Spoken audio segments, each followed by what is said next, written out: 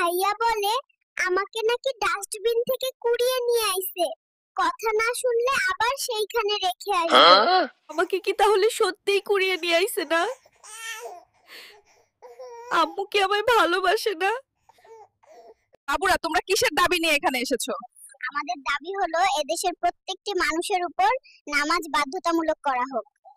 ডাক্তারকে বলছিলাম, ফিরিয়ে দিতে পারে নাই, তাই সময় থাকতেই এই চোরের দেশ থেকে চলে যাচ্ছি। টাটা।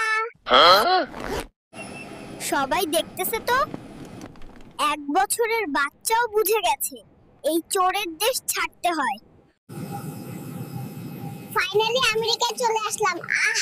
কি সুন্দর। বাবু, তুমি জন্মের সাথে সাথে মোবাইলের সবকিছু কি করে জান? কারণ আমি যখন গর্ভ ছিলাম, আমার মা দিন রাত মোবাইল টিপতো।